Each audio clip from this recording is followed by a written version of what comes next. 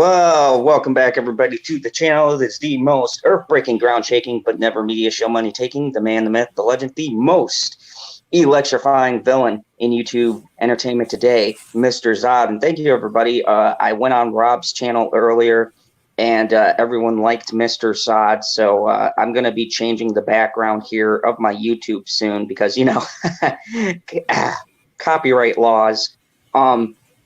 And as you guys know, I got a video pulled for someone showing a back tattoo. So the YouTube verse is getting more strict.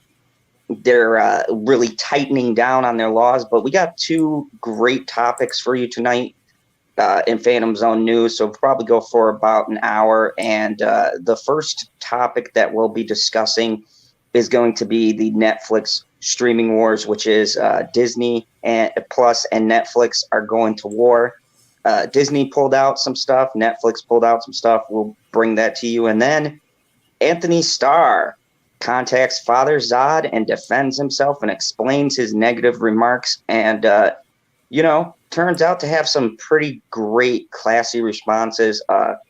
Really good guy, you know, and explained what he was talking about, explained some things about Twitter that I thought was pretty cool.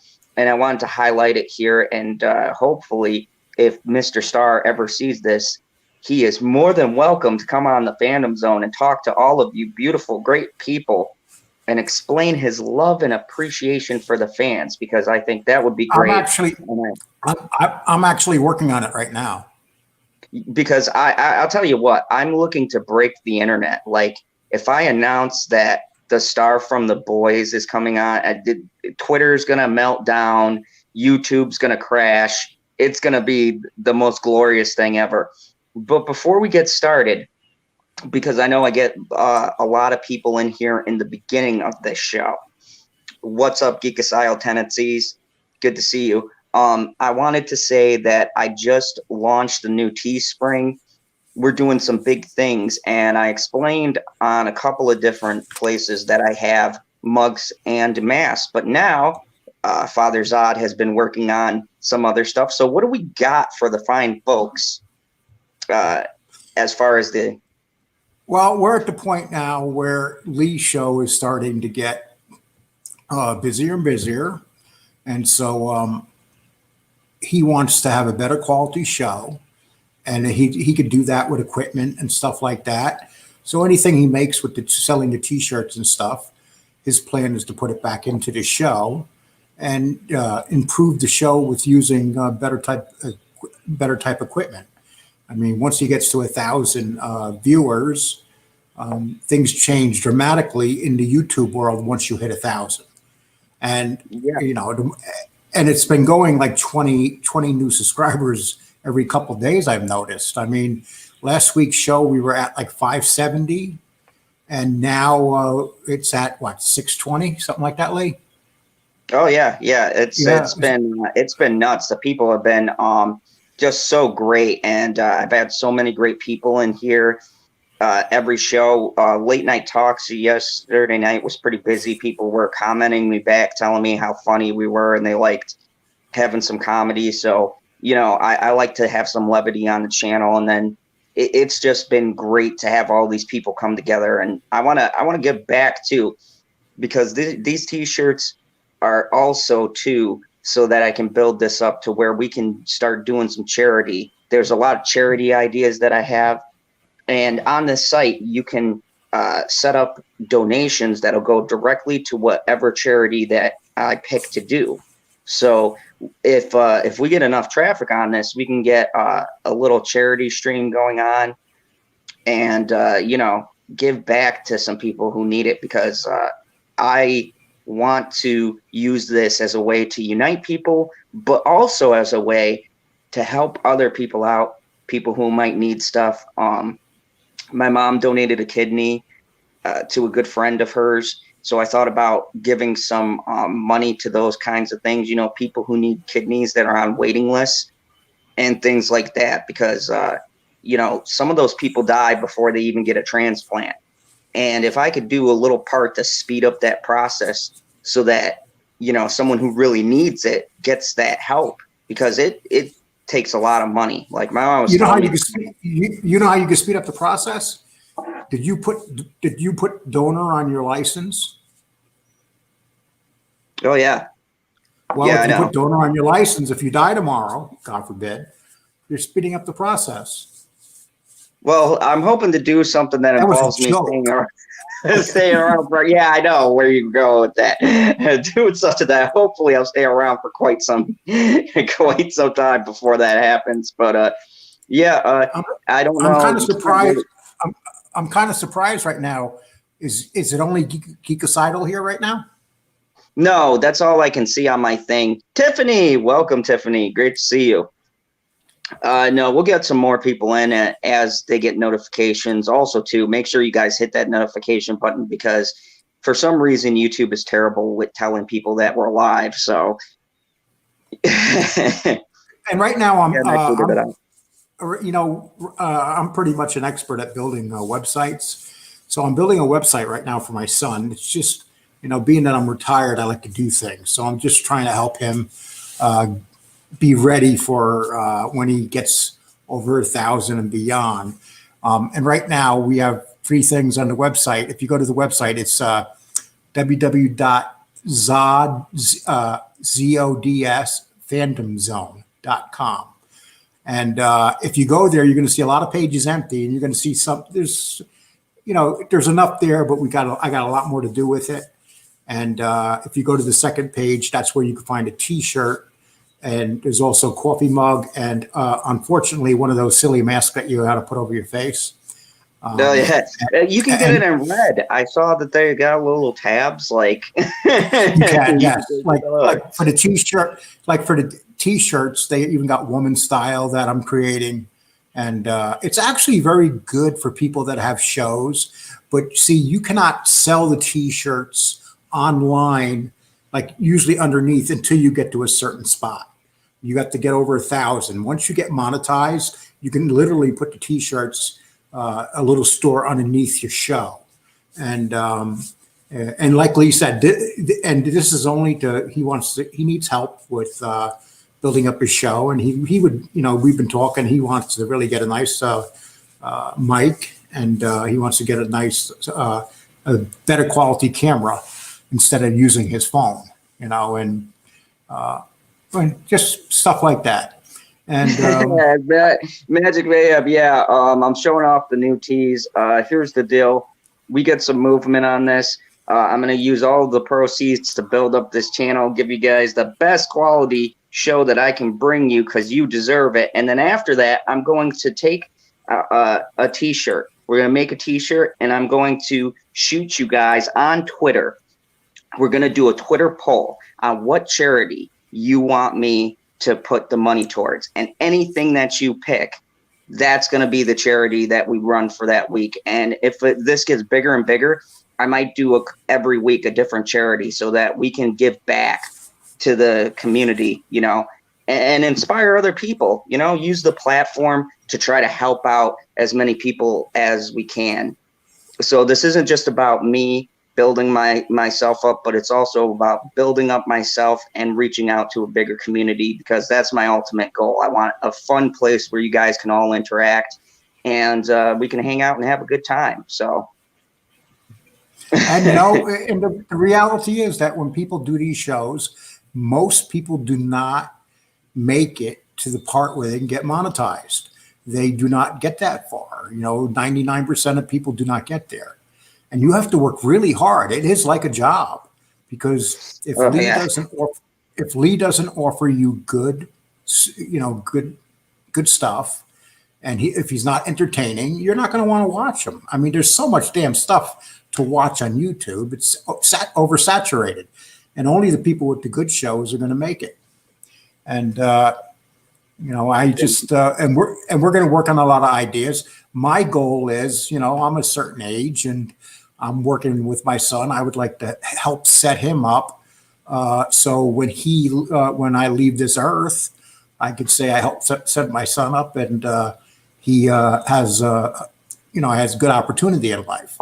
I mean, you know what? When he came to me and told me he was doing a YouTube show last year, I laughed at him.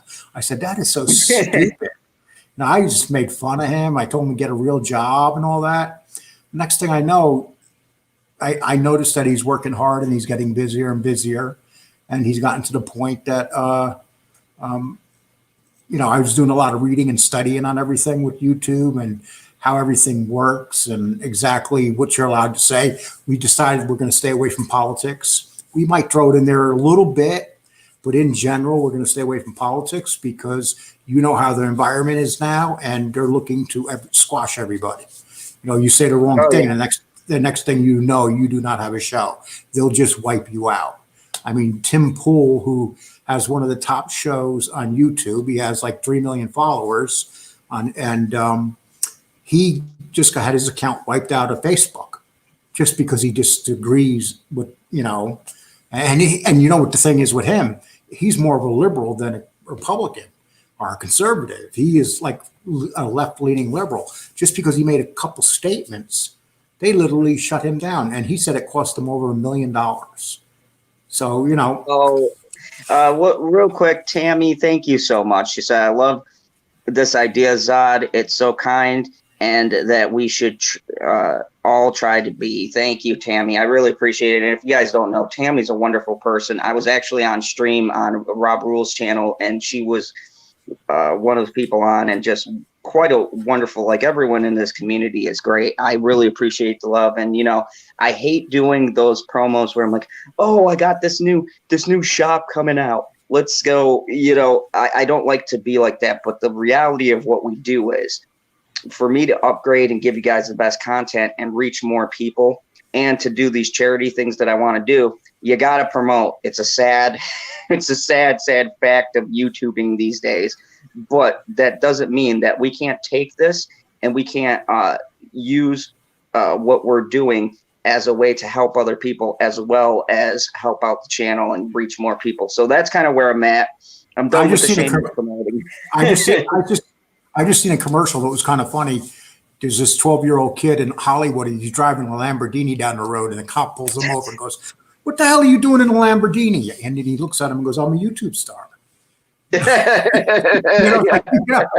you do, people don't realize Justin Bieber started off on YouTube. He was discovered by Dr. Dre and Justin Timberline discovered him online, and they got into a bidding war. They both wanted him, and Dr. Dre won the bidding war. So, just think about it. They seen something in this kid playing a guitar on YouTube. So yeah, it's an amazing thing when done right. So many channels, and I can't wait because tomorrow I have Les on. If you don't know, she does spiritually empowering coachment, and I could use some tips on controlling my anger when I get mad about these topics. So I can't wait to talk to her and see if she has any great tips for me when I get so angry about the nonsense that I hear out there in the news. So you guys, that'll be tomorrow at noon. We're going to have Liz on here, and it's probably going to be a great talk. I love watching her stuff. She's really knowledgeable in the depth stuff and the psychology behind it. So it'll be really great to have her on. And Lee will have. I'm sorry, and Lee will have his. You'll put your website up, Lee. Exactly how they can take a look at it if they want. Yes, but it's Mr. Zod. Don't dox me. That's a thing. Yeah. So it's no big secret. Barbara McGuire makes a good comment. How can the news not anger you? Barbara, I have been. Twice in the last 67 days, I have been knocked off Facebook twice for 30 days. And I said the simplest thing. I mean, what I said was so minor. And the next thing I know, they said, we've decided that we're going to take you off for 30 days. They took me off during the election, and they took me off during this whole thing. And what they're doing is they're going out and they're literally certain people that they don't like what they say, like myself, they shut you down. So 30 days. That'll be an interesting topic, Dad, to maybe do one weekend, one Saturday. We should do a topic on that. Yeah, because I got pulled my video got pulled too, just for showing a back tattoo. It was nothing inappropriate, and YouTube, they didn't give me a strike, a warning, anything. They just pulled the video. So, I mean, this censorship thing it's a double-edged sword, because you got some people like TikTok that just needs to be taken down because of all the stuff that goes on. And then you got some people who just say stuff, and because they don't agree with their opinion, they pull them down. And that is a gross misuse of free speech and all that. I mean, that's how I became friendly with Antony Starr and with Hoon Lee. These guys are actors, and I disagreed with them, and I wrote something on their page one day about a month ago, and they started arguing with me. And the arguments went into talk and discussion, and we kind of became, they talk to me all the time. They send me stuff all the time. I'm like, what the hell? Antony Starr, Homelander sending me stuff all the time, and just my name up there, me and Hoon Lee. So, he's literally sends us stuff. And, and I'm learning he's a funny guy. He has a new picture on his Twitter. I'll show it to you tonight. It's hilarious, actually, where he got glasses on. He has them tilted like this, and he's making a face. And I'm like, damn. Yeah. It's great, because last week we talked about Hun Lee, and we said some stuff, and Anthony Starr had apparently caught wind of it, and he was a little bit distressed, not even mad, just kind of almost hurt by it, like he didn't realize about his comments, and he reached out to you and talked to you. And being that we're discussing that, we'll go over that before we go over the Netflix wars. What do you think, Lee? Is that okay with you? Yeah, let's talk about the Anthony Starr thing, because I think it's a very interesting, and it's cool for people to hear when stars are actually sincere and they want to get to know their fans. And Mr. Starr, the way he explained things was great. If you want to pull that up, Lee, I'd appreciate it. Sure. Let's go to the screen share. I love screen share. Okay. Remember when we first started doing this, Lee, we couldn't figure it out. Well, okay. You guys know who Hoon Lee is. He plays on Banshee, and he also plays on Warrior on Cinemax. Him and I have become very friendly, and we talk all the time, probably 5-6 times a day. So when I came on here last week, Hoon Lee, just so you know, watched our show last week. As soon as he was doing some shooting on a movie, and he said, Lee, as soon as I get back, I'll look at your show. And then he looked at the show, and he said that he really liked the show. Let me see if I can find that here. Well, no, I'm on the wrong page. But anyway, but Lee's seen it. He says, I liked your show, and I really appreciate the kind things you said to me, but I try to be a little bit nicer with Antony Starr, because I told him, let me see right here. Right here, I said to him, thank you for your time. I'm speaking to Hoon Lee. It is hard for me to respect a man that mocks me for my opinion. I'm talking about Antony Starr.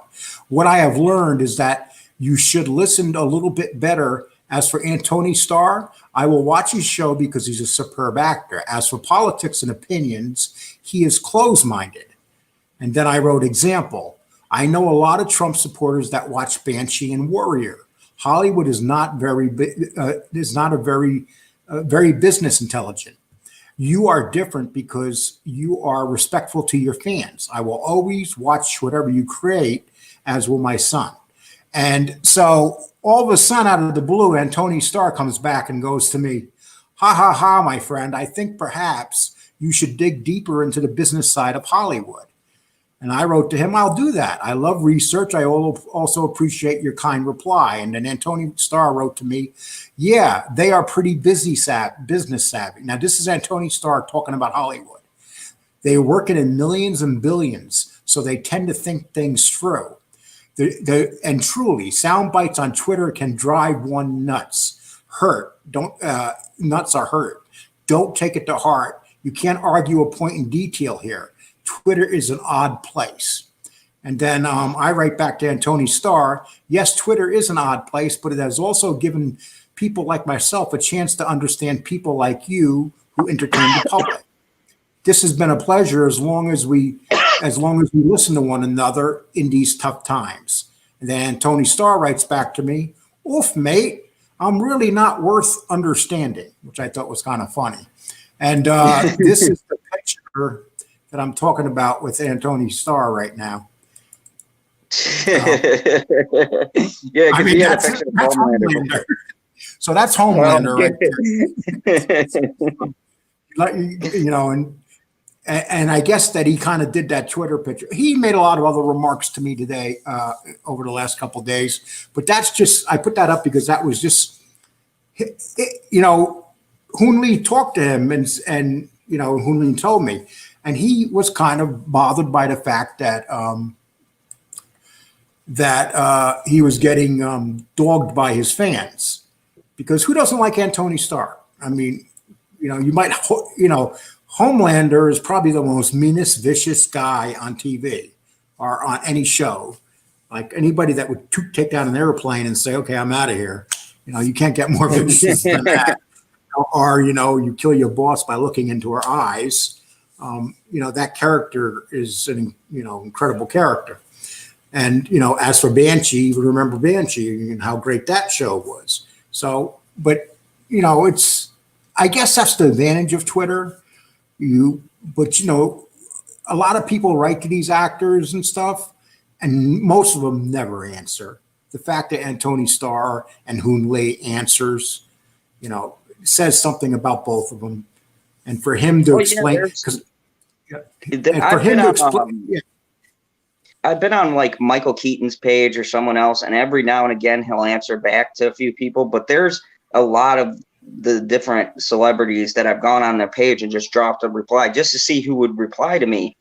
And none of them have ever even made an attempt, and they won't unless you come out with something outlandish, and then they'll do a quick little response back. And, you know, yeah, they're busy, but, you know, these guys are busy too.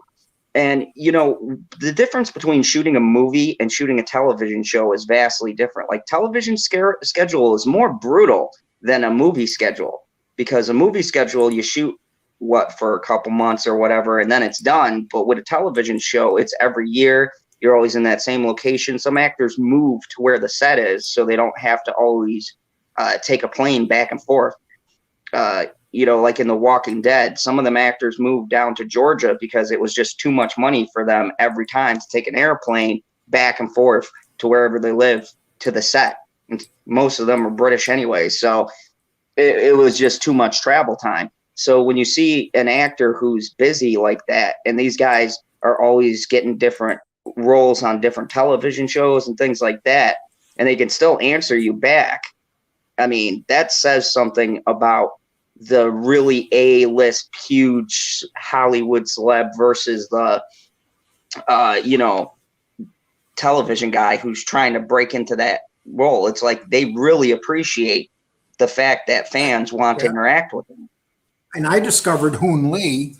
Now he's the Chinese gentleman that plays on. As you know, he plays right now on Warrior, and now Hoon Lee. I didn't realize that he was on Broadway for a year and a half playing the King of Siam in The King and I. I mean, that is like a. Yul Brynner won an Oscar for that role back in 1959. And here it is. It's on Broadway. It's one of the biggest hits. And he was talking to me today and telling me right now that he feels bad because of this COVID, and all these people that work on these shows behind the scenes, setting up the stages, the dance choreographers and all that, they're all out of work. So the industry's being killed. Lee? Yeah. Oh, yeah, absolutely. Absolutely. I 100% agree. Geekicidal Tendency says, Hollyweird is a business first, never mind a criminal organization, money laundering, and whatnot. The art is all an afterthought. Movie execs are non-artists and care less about the art. And it's true. That's really have the actors. Yeah, you have a divide, and that's why actors reaching out means so much, because you have the execs and the corporations like Disney and things like that. They don't care about what we think. That's not what they're paid to do. They don't care about what we feel about something. They just put out the product, they get the actors, and they go make us money. The actors have to remember that they're the ones, like customer service. They're the front line. They're the ones we have the interaction with. So when you have actors who act like jerks, they are not only hurting themselves, but they're hurting whoever they're working for too. Yep.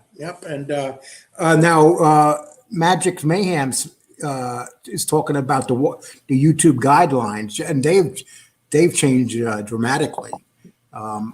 And you got to be real careful on YouTube now. But and I just want to answer this because I get on my son's case because he swears a lot, and I told him, I said, stop swearing. One, it doesn't look good, and and swearing's not going to do anything to make you get through your point. And he gave me a hard time because I'm his father, and he gives me a hard time about everything since he's been one. So, what? I never. Yeah. Never give you a hard time. So, but you know what? He's getting better. He's starting to listen as he gets older. I guess he understands. Maybe I've been around a little bit longer than him. But anyway, can you imagine people that work really hard on their YouTube station and they've been on it for 3-4 years, they busted their ass, and all of a sudden they're up to 30,000-40,000 subscribers, and one day they wake up and they open up YouTube and their show is gone? Yeah, it's like that.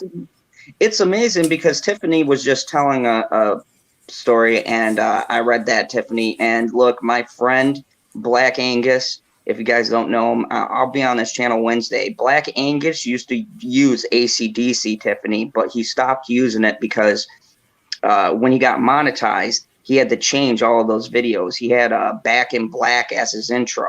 And what happened was YouTube wouldn't monetize him till he changed every one of his videos. And at that point, he had like 300 or something crazy like that. And it's because that song is copywritten, and the record label specifically will do the copyright strike. Sometimes it's not YouTube. You'll see it come up in an email, and it'll be the company that is actually striking your video. So we had a show taken off 3 weeks ago because we were talking about the Vikings coming and dropping. It was kind of a surprise to everybody that the Vikings was dropping on Amazon. So we put up a clip, a minute and a half to 2 minute clip of the new Vikings. So they just erased the show, right, Lee? Yeah, Amazon themselves too. I read the email. Amazon and the History Channel, it was like a joint thing. They both removed that, so I had to delete that whole video. I mean, I could have probably chopped it up and edited out that clip, but I'm not going to go back through a show and chop it all up. Magic's Mayhem just said, Zod, practice makes perfect. Watch Steve's channel. He'll teach you the Oz terms to replace cuss words. Very good. I like that. Stevie J Raw, my Australian brother. He has a lot of funny terminology he uses instead of cursing. It's quite hilarious, actually. How many subscribers? How many subscribers does he have? Oh God, I don't know. He's in the thousands somewhere. I think 6,000 last. You know what's funny? You know what's funny? Once you become, you start getting on YouTube and stuff, subscribers become part of your life. I mean, that's like the thing. You get up every morning and you open up your YouTube and say, "Oh, how many more subscribers do I have? I need more subscribers." We can't all be we can't all be a Kardashian and have 10 million subscribers. Yeah, as soon as you get on, these stars, they got such an advantage because all they have to do is like, I'm starting a YouTube channel, and bam, they got like 1 million subscribers instantly. Or you could do what Kim Kardashian did, just make a porno movie. Wait, you almost made one last week with your girlfriend. one night from Zod. It'll be a 3-minute video. It'll be a 3-minute video. See, you hear this guy? That just hurts, right? That hurts right here in the feels. Anyways, so So you want to pull up the next article so we can move on to Netflix? So, if you guys don't know, Netflix has a bunch of stuff coming out and shots fired. So Disney pulled the 20th Century Fox line from Netflix. In response, Netflix released this. Guess who they got coming? Oh my gosh, the lineup. Okay. So I'll get into this. So they're dropping a movie every week. This is unheard of. Actually, who makes out? Us consumers make out because they're having a war. And, I'm watching a series right now, and it's about the worst serial killer in history. And it's a brand new show on Netflix. I would recommend that anybody on Netflix watch it. It's a 4 or 5 part series. And it's about a serial killer that was in, and it's not a movie. It's an actual, the detectives that actually looked for the killer they're all older and retired. And it goes in and talks about things you never knew. And Netflix is really putting out good quality stuff because they realize they're going up against Disney, who knows how to make movies. So if they're not going to, Disney doesn't have to pay for their movies. They just can release them on the platform without a fee. So I'm going to start and read this a little bit, and then I'm going to hand it over to Lee. Netflix has made good on its high-profile promise to deliver new movies every week. Last October, national commercial spots and streaming was guaranteed 193 million subscribers, unseen features every week. And so basically Netflix started telling us in October they're going to do this. But these are the stars they have coming in the movies. Dwayne Johnson, The Rock, Melissa McCarthy, Halle Berry, Jason Momoa, the guy I look just like, Amy Adams, Ryan Reynolds, that's who Lee looks like, Chris Hemsworth, that's who everybody wants to look like, Lin-Manuel Miranda are among the featured sizzle reels released Tuesday. And then it says highlights include the mega budget heist film Red Notice, starring Gail Gadot and Ryan Reynolds, a Western Gal called Gadot, that's a big one. Gal Gadot, that's Wonder Woman right there. Oh, is it? Okay. Harder They Fall with Regina King. You people know these actors better than I do.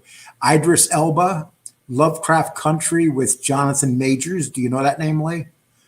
No. The Woman in the Window with Zack Snyder's Army of the Dead. Now, you guys are always talking about Zack Snyder.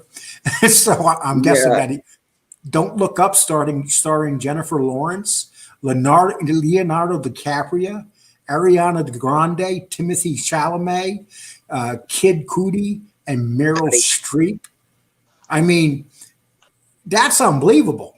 I mean, these are top tier actors. And, these actors, you know what they're doing? They're like, oh shit, we better go work for Netflix because the movie industry has really slowed down, Hollywood. So, they're running over to Netflix. And it's a inevitable time the globe's largest streamer, whose ability to release new and premium films is unhampered by the pandemic, while studio like Warner Brothers, and this is what we've been talking about, deal with the fallout from abrupt decisions to pivot to streaming amid theater closures. Netflix has long singularly been motivated. If anything, these dozens of titles underscore how well positioned the streamer is for this moment, especially as vaccination plans take longer to roll out than expected. I'm sure they're slowing that down on purpose. Take Fear Street, a film trilogy with Peter Chernin, which shot back-to-back in Georgia in 2019. After rescuing the film from Disney's acquisition of Fox, Netflix will release all three in 2021, only 1 month apart. Do you know anything about that movie, Lee? Yeah, Fear Street is by a author that I really love called R.L. Stine. He made a book for young readers called Fear Street. It was adult content, and it was horror stories, and every book was a different horror story. So this movie is based on that, and it's going to be 3 movies with an interconnected story that tells. It's perfect for Halloween. It's actually a brilliant acquisition, and I wondered what happened to it because it wasn't in their lineup, 20th Century Fox. So, and that's pretty. And so these movies that were sitting on the lot, they were supposed to be in the theaters. Yeah. So Netflix is running and grabbing them. And so here's the list of movies: Action, Army of the Dead, Awake, Kate, Outside the Wire, Red Notice, Sweet Girl. Those are the action ones. Horror is the Fear Street trilogy. No One Gets Out Alive. There's Someone Inside Your House.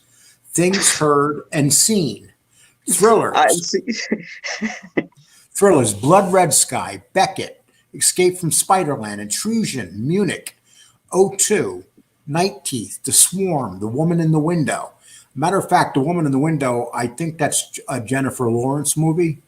Stowaway. Yeah, that was supposed to come out. Actually, that was supposed to come out last year, and then Corona put it on halt. I was actually intrigued in seeing that.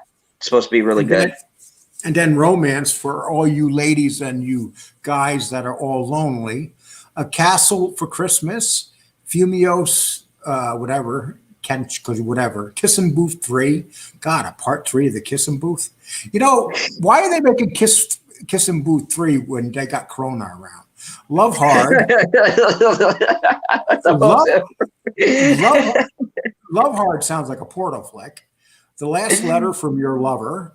The Princess Switch 3. Did you ever see the Princess Switch 1 or 2, Lee? No, Netflix is so big. I could probably pass it 15 times. To All the Boys, Untitled Alicia Keys rom-com.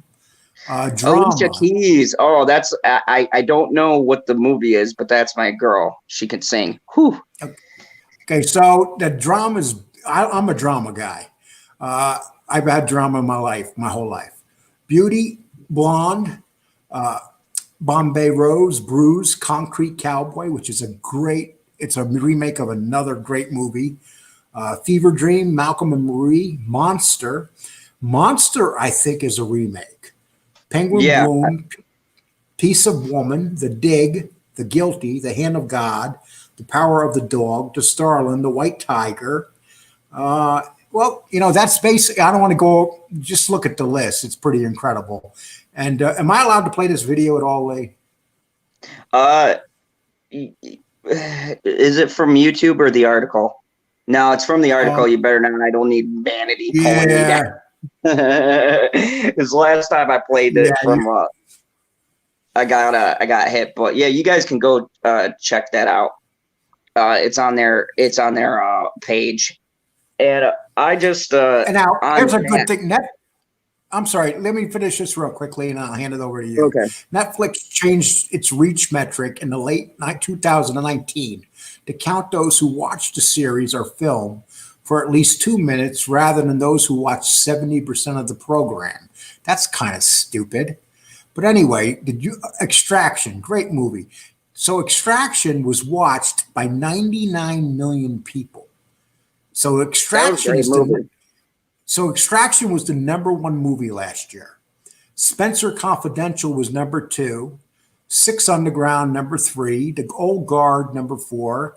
You know, if you look at these, it's pretty amazing. And then the Bird Box. This is 2018. You know, Bird Box. Remember how famous it was when it came out? As famous as the Bird Box. As famous as the Bird Box was, Extraction had 10 million more. So Chris Hemsworth is just becoming a huge star. You know, and if you look at that, that basically, you know, tells us like The Highwayman had 40 million and The Irishman. Now they spent all that money in The Irishman. 40 million is a failure, if you ask me. What do you say, Lee? Oh, yeah, definitely. For how much money they dropped. And here's the thing, too. That movie was like, I understand Martin Scorsese does long movies, but that movie was way too long. It's way too long. I had a hard time getting through it. Now, they're dropping all these movies, but it doesn't talk like about the show, about the one I'm telling you right now about the serial killer, that type of show. And then, you know, you have all these other shows that are series. This does so, you know, Netflix not only is offering these movies, they're offering all those shows. I mean, they're going to have the final season of the Ozark. This is the final season coming up. and that's coming out at the end of this year. So everybody's going to be looking forward to the Ozark, and you guys know all these series that whatever you're fans of, but we're very lucky because of these wars going on, and we get to see all these movies because think about it. How much money would we be spending to go to a movie theater? Oh yeah, it'd be astronomical by the time you get done. It's really concessions that kills you. But anyone, and there's a lot of people here in the chat who have kids and things like that.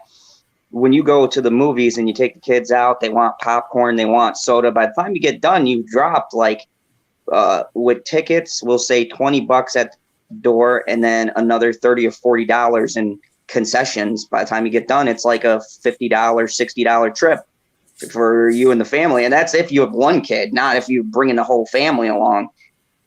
Yep, yeah. The Night Stalker. Oh, this is what I'm talking about. What I'm watching right now. Tammy's just talking about. The Glare is another channel that I know if he was talking about that too. The Night Stalker. The Night Stalker is the one with the serial killer, Richard Ramirez.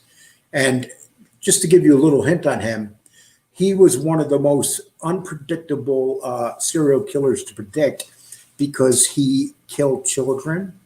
He kidnapped children and would rape them, and then he would murder. He would murder women and men, any age, and he would murder not only with a gun. He would strangle or a knife or bludgeon. The reason they had so much trouble catching him is one, luck. He was pulled over by a motorcycle cop, and they were talking about him on the radio, and he heard it and took off into the woods, and he escaped for a couple more years. But Richard Ramirez, I believe he's still alive and still on death row. And in California, being on death row means that you're going to die.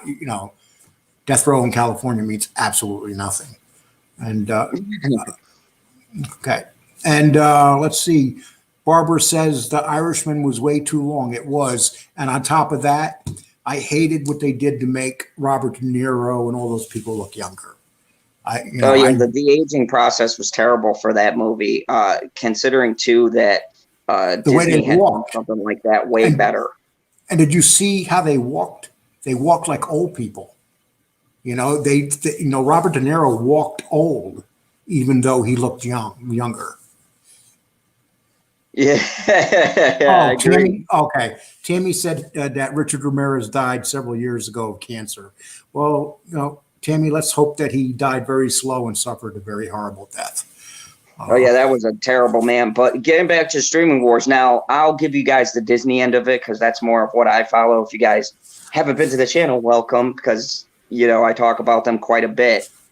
Disney, in response to this, they had a two-pronged response. They weren't happy about Netflix buying some of these acquisitions before the purchases came through. So what they did was they told Netflix, and not only that, but the rest of the streamers, they were pulling all of 20th Century Fox. If you guys don't know what that encompasses, anything with Sylvester Stallone, anything with Arnold Schwarzenegger, all those guys who did great movies in the 20th Century Fox era, all those movies will be gone.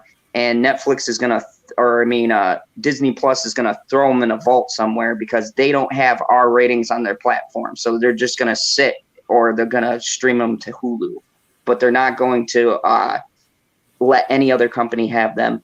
And on top of that, there was an Investors Day conference, and Disney just dropped like 15 new Star Wars shows coming out. There's a gajillion Marvel stuff coming out. They just launched 2 new Marvel shows, Marvel Legends and the WandaVision show. They've announced a ton of new movies. They're doing a bunch of reboots. So they've got their own stuff that they're dropping in succession to this.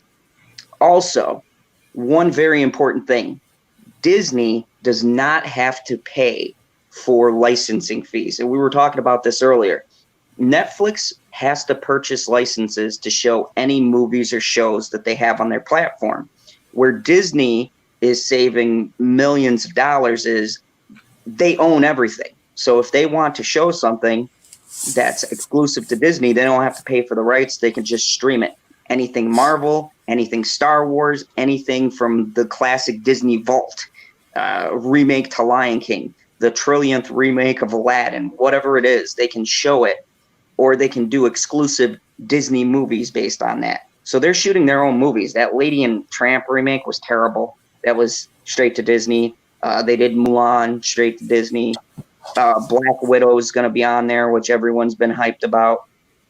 That's going straight to Disney and the theaters. So it's going to be very interesting to see how this all shapes up. I think in the long term, Netflix is going to hurt a bit not being able to get those major movies that they have, because Warner Bros. Is going to keep their library. And yeah, I don't think so. I just don't think so. When you're putting out that many movies at a rapid pace like that, I don't think anybody's going to know or anybody's going to care. I really don't, because Barbara said, "Don't forget the all-girl Pirates of the Caribbean coming out." Yeah, I can't wait for that one. Oh, it's a lesbian ship, the crazy lesbian ship. The only way I'm going to watch that is if they change the rating to X. Disney, it's going to be G+. And Margot Robbie is excited because she wants to make the first LGBTQ XYZ character in the Pirates of the Caribbean world. So can't wait for that. Keep on going with diversity, Disney. We'll see how it goes. Oh, Dad, did you hear? Remember that classic show that made the great Neil Patrick Harris, Doogie Howser, MD, wacky shenanigans he pulled from the 80s to the 90s. We all grew up and loved Doogie. So Disney owns that property, and they're doing a female reboot to Doogie Howser.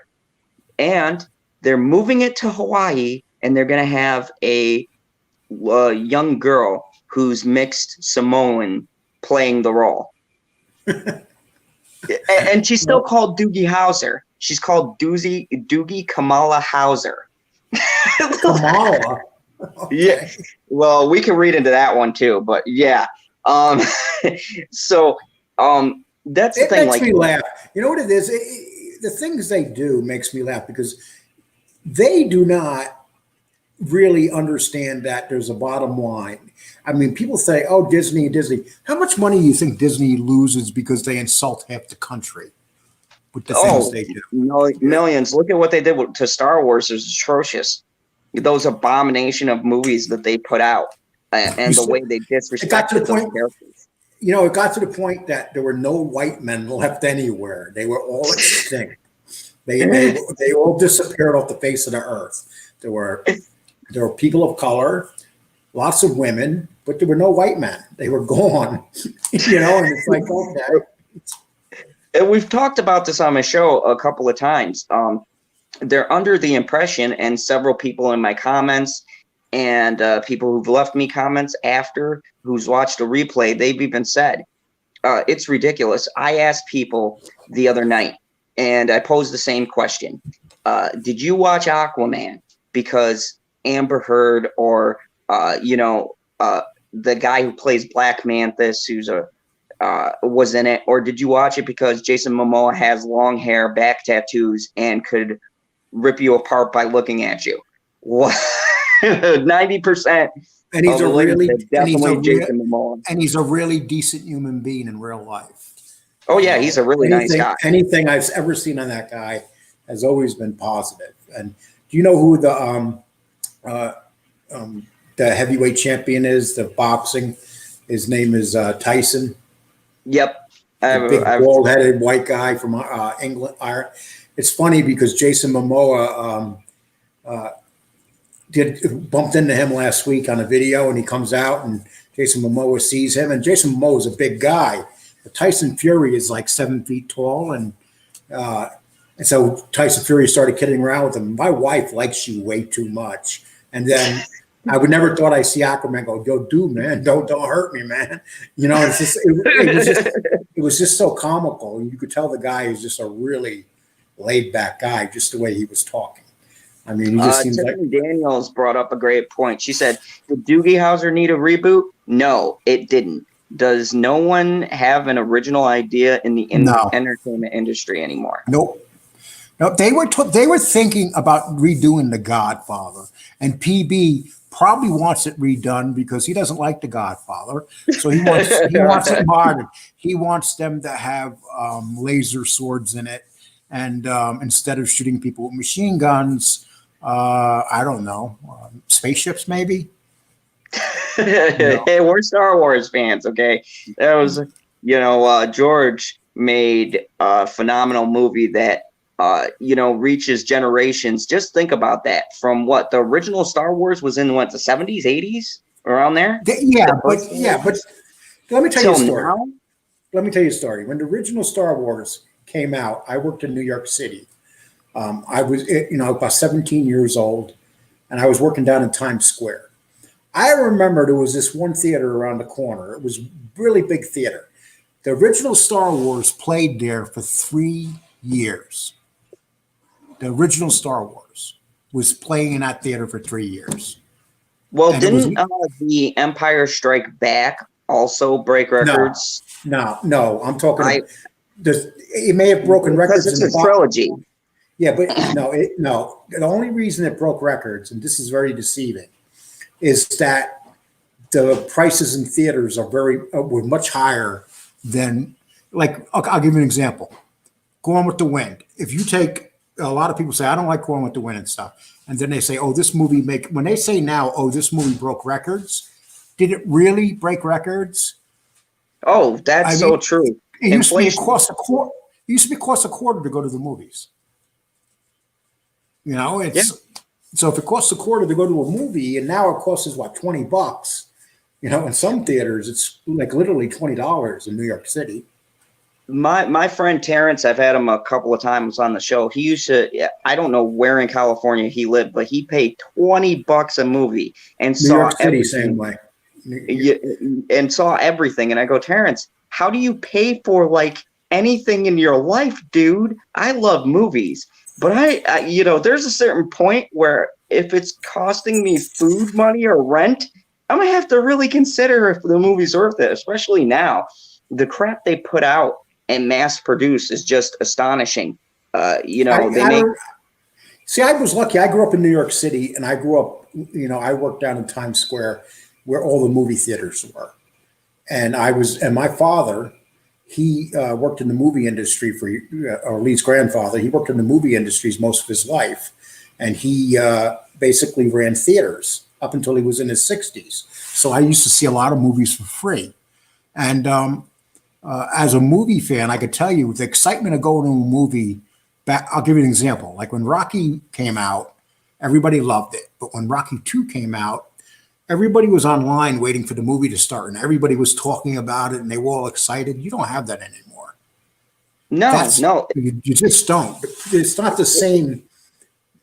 The market is so oversaturated, it's hard to get excited about a movie. And here's the thing, like when you brought up the thing about billions, because I also had Odin's movie blog, and if you guys don't know who that is, go check him out. He's a great guy. He used to do a lot of the movie numbers, and we talked offline about how he calculates it. And you could always track how well a movie was going to do. And here's the thing. Back in the day, you didn't have a reliance on the foreign market as much as we rely on it today. Like, look at how many movies just tanked in the box office because they did not have the foreign market anymore. They didn't have the extra little 100 million or whatever 200 million that they get overseas. So now when you calculate it, you only have to calculate the domestic box office. Well, guess what? Stuff domestically was closed too. So you have all these movies coming out and they're like, we're happy. Look at the numbers. Some of them made 90 million and were number one. There was literally a movie, I forgot what it was, this week, made 90 million, is number one at the box office, something stupid. Because there's nothing, no one's releasing anything, and there's no market for any of these movies to go to. So now you have their revenue cut off because they don't have, don't like to throw any names out there, but the Chinese market is a big one. And that's dead right now. And when they make a movie now, they have to make sure that it will be accepted by the Chinese government to put on because there's some movies that they will not play in China that we have here. And that's why the movies aren't nearly as good anymore as they used to be. Because now when they make them, they're like, but we got to make sure in China they're going to accept this, so they don't make a part a certain way. That's why you don't see any movies with like Americans wearing patches or anything like that with the American flag on it. They cut a lot of that out of movies now. Yeah, and it's all true. It's so strange the time that we live in now, where there's been a shift. It used to be a death sentence when you saw a big Hollywood actor go into television. It used to be like, wow, their career, it must be going downhill because they're making the rounds on TV. Now, all of these guys are rushing to go to TV. You've had people like Anthony Hopkins was on Westworld season 1. I mean, you have big actors who are now doing these HBO shows, Showtime shows. Look at what I just showed. Look what we just discussed with the movies coming out with Netflix. Look at Meryl Streep. I mean, Meryl Streep is as big as it gets. It's like, she's one of the few women actors. See, in Hollywood, women actors, this is wrong too, but this is what happens to them. Once they start getting older, they usually get eliminated. And it's not, and they've done this forever, and it's not right, but they do it. And Meryl Streep is a rarity because she's been around for so long. But you'll see stars that start getting facelifts and stuff, try to stay young, but they don't. Like Meg Ryan and stuff like that. They just they're trying to stay young and they can't. And there's very few Meryl Streeps where they stay. And men actors, they literally stay on the screen until they die. Morgan Freeman's 80. Well, I'm just telling you right now. I want Morgan Freeman to do some kind of narration for me one day. I don't care what it is. That man's narration voice is so amazing. Like, literally, I can listen to him talking about someone going down the freeway. Like, to me, I love the Shawshank Redemption. I've watched 100 times just to hear him give that like intro. It was like, it was the summer of '89, and that's when I met Andy Dufresne. He's got that amazing voice. He should do like radio or something. If people want to see how Hollywood really used to be, you can go on YouTube, and I do this all the time. Go on YouTube and watch the older Oscars, and like from the late 50s, the 60s, and 70s. You will see the classiest people. The actors were so classy, and they never got up there and made political statements. And they were just better actors, and they were classy, and they respected everybody. And if you watch it now, there's no respect from anybody. So do that. I challenge people, just go on and look for the old Johnny Carson shows when actors came on to visit. I mean, I love doing it, because I'm like, wow, what the hell happened to our world that it's not like this anymore with these actors? I remember I was watching the Joe Rogan podcast with Matthew McConaughey and listening to him talk and tell some of the stories that he's experienced in Hollywood was amazing. Like, he was going after cancel culture and a couple of political things I'm not going to say on here, but let's just say his views have changed rapidly as he's gotten older. He's also a Christian, and he talks about how he said a prayer, and in one exception speech, he gave thanks to God. And he goes, I'm looking around in the crowd, and there's tons of people who have come to my house, said a prayer, right? And they looked like they wanted to stand up and clap, but then they looked around the room and they all like sat on their hands. And no one said anything. And the most amazing thing about that show that he did with Joe Rogan, that was done a couple weeks ago. And he did that show with Joe Rogan, and you have the cancel culture that want that off the air because they said that the cancel culture has saying Joe Rogan is a white supremacist. Joe Rogan is more liberal than he is a white, they're now calling Joe Rogan a white supremacist. When you get to that point that you're calling someone like Joe Rogan a white supremacist, that's how I've never agreed with this cancel culture, and I'll tell you why. Because it's okay to boycott someone or something, right? Everyone in here is from the Amber Heard side. You guys all know about that and the petitions, right? That's the right way you do something to let people know. But to outright cancel people is taking away their ability to have the right to say anything. And look, I hate what these actors say, but at the same time, coming up and saying we should cancel everybody and everything sets a dangerous precedent because you're eliminating the power of freedom of speech. Whether you hate what someone is saying, whether people hate what I'm saying, we still have the right to say it within reason. And as long as it's not getting too crazy, and I'm not saying, take this down or something like that, right? I have the right to get on here and bitch about Disney if I want to, because that is my right as a person who has a platform to talk, just like it's your guys' rights in the comments to come and say your funny jokes and things like that, as long as you don't get crazy. Well, I like what Joe Rogan. I like what Joe Rogan says. Joe Rogan says, "Fuck them." Joe Rogan's exact words. He goes, "If they cancel me, I still can work for the UFC. I work for the UFC. I do really well in life." He's come out and said that. He goes, "I'm going to not stop saying what I'm saying," and you got to respect that. And yeah, Barbara had a great point. She said they cancel people if you look at someone cross-eyed. Yeah, like this whole cancel culture was the worst thing to come out. And look, the funny part is Hollywood started this, but then they didn't like it when it took on a mind of its own and it started attacking them. The greatest example, the only time I almost sided with cancel culture was Jimmy Kimmel. Because here's this disgusting man. Jimmy Kimmel is the bottom trash heap. How he got Jay Leno is beyond me, but he's the bottom of the barrel, not even reporting, not funny in the least bit. I can't stand the man.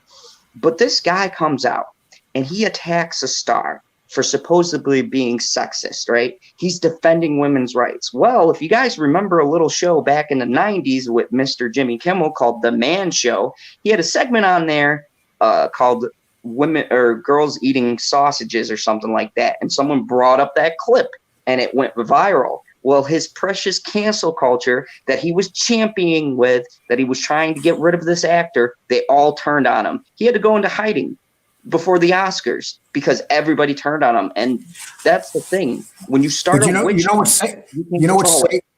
saved him? Donald Trump. Because all that stuff happened. Because he hates Donald Trump, and he hates Donald Trump, and he continuously attacks Donald Trump. Now that Donald Trump's going to be gone, they're not going to have nobody to protect them. So they're going to start eating each other. I mean, one of the biggest members of the cancel culture was Kevin Spacey. He was part of the cancel culture. And look what they did to him. They turned right on his ass. I mean, everybody gets turned. We had a show about this a couple of weeks ago, remember? Part of the they'll turn on you. It don't matter who you are. You could be part of the cancel culture one day, like Rose McGowan. They go after Rose McGowan because she's actually believes what she says. She's real. And they attack. I disagree with her, but they attack her. Or Susan Sarandon. Susan Sarandon is known as one of the biggest liberals in Hollywood, but she came out right before the election in 2016 and said, "There's no way I'm voting for Hillary Clinton. I will vote for Donald Trump before I vote for Hillary Clinton." And they attacked Susan Sarandon, something awful. And I'm thinking to myself, Susan Sarandon is one of the biggest liberals in Hollywood, and you're attacking her because she came out with an opinion. This is how sick they are. And that's the thing. If someone says something horrible, like they're going to kill someone or something like that, then yes, you should take that out right away, because things like that, those create an inflammatory kind of situation. But if someone states their opinion, you got this new outlook where you got, I like to call them keyboard warriors on Twitter, who will just get all of their little other weirdo friends and they'll create these hashtags, and all of a sudden they'll demonize you just because you chose to take an opposite opinion. And look, I like to debate. I've debated with you a couple of times. Everybody likes to debate, and there's nothing wrong with having two opinions go at it. It's healthy. It's healthy to have conversation. When you take that out, and that's the biggest problem with cancel culture. They want to make it like a mindless drone thing where we're just drooling and just listening to what the next talking point is, and no one has an opinion. Nobody has a say. Okay, And so Stone Cold Jeremy, great point. Rose McGowan is a big-time feminist, but I respect her commitment and consistency in her views. Exactly, same here. Because she is, I don't agree with, like I said, I don't agree with nothing she says, but you know what she does? She calls these other people phonies. She'll say, well, this one did this, and now they want to be this. And she calls them out on it. And so they start attacking her. So well, look at one of my favorite people, because I watched The Mandalorian. Gina Carano has been getting attacked something awful for months been making her more, months now. But it's been making her more popular. See, people, and that's, you know what it is? I'm going to tell you one. Here's what it is. You have two areas of the country. You got Washington, D.C., and you got Hollywood. These people live in a bubble. They think life is like that. They think life in Washington is like that. They think life in Hollywood is how that they live. That's not how it is. We know that. We know how life is. Now, I live in Texas. I'm in northern Texas. In this state, they shut nothing down. This state never shut down. Florida never shut down. So very few businesses went out of business and everybody survived here. New York is still shut down. California is still shut down, and they're strangling people, and people are out of business and everything. So where you live during this whole thing with Corona, people in New York think it's like that all over the country. They're like living in this horrible thing going on, like the end of the world. And they think the rest of the country is like that. They have no idea the rest of the country isn't going through what they're going through because of that governor. They have no idea. They think that the whole country is closed down. It's not. And it's sad too, because like we were saying, when stars come out and they perpetuate these things and they incite these people, their fans, their followers, to get upset and go on and attacking people, they're just creating this perpetual fear. And you know, it's just anger upon fear upon all this stuff. That's just a vicious, nasty cycle, and it keeps people divided. That's why I love doing these programs and these shows, to see so many people who are good night, Barbara. Barbara's leaving. Good night, Barbara. Oh, have a good night, Barbara. Yeah, we're gonna be calling it soon. We only do this for about an hour, but yeah, you know, we got into a little bit of everything. But Happy Dinosaur says, I have respect for Miss McGowan. Still, I'd never date a feminist. You know, I never dated a feminist, but whenever I leave a woman, they become a lesbian for some reason. Inside joke. So anyways, guys, thank you very much. I appreciate you guys for watching. We got, if you like Father Zod, I have the link to his channel in the description, so you guys can check that out. Check out the Teespring store. Like I said in my shameless promotion in the beginning, I'm not going to go through it again. But what is the website's name? What is the website? The Teespring website? No, the website for your website. Oh, you lost me. I feel like I was listening. Damn, where's my cue card? Shit. Zod with his S. Fandomzone.com.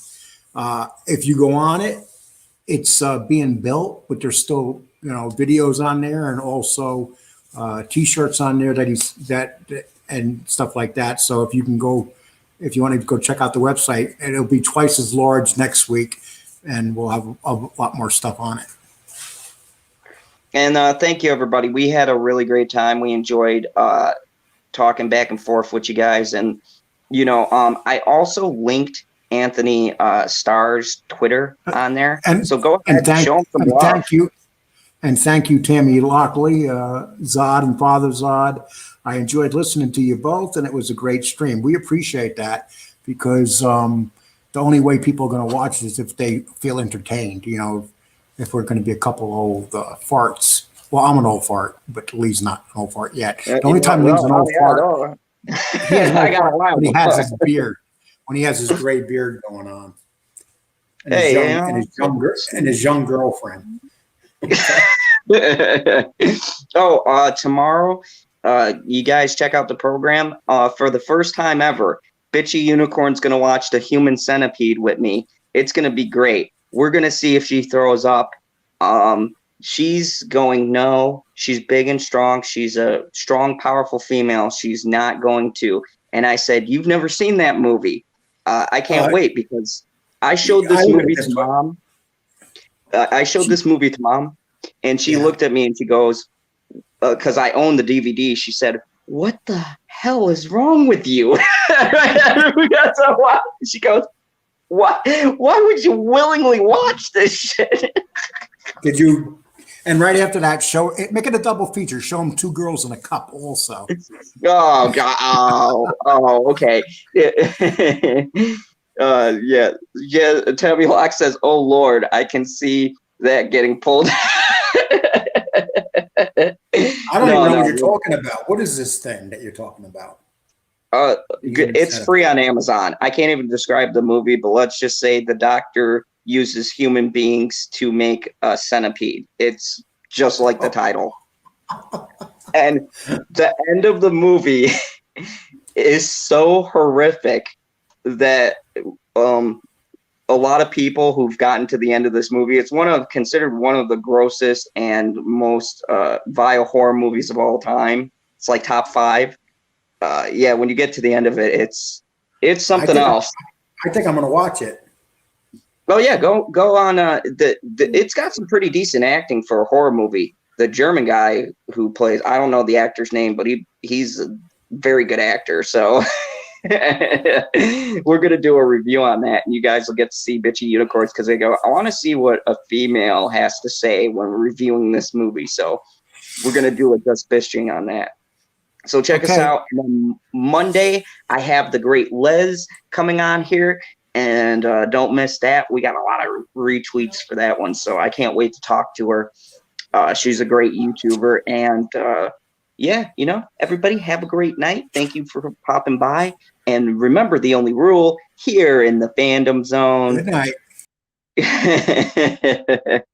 Good night, everyone. We'll see ya. The darkness before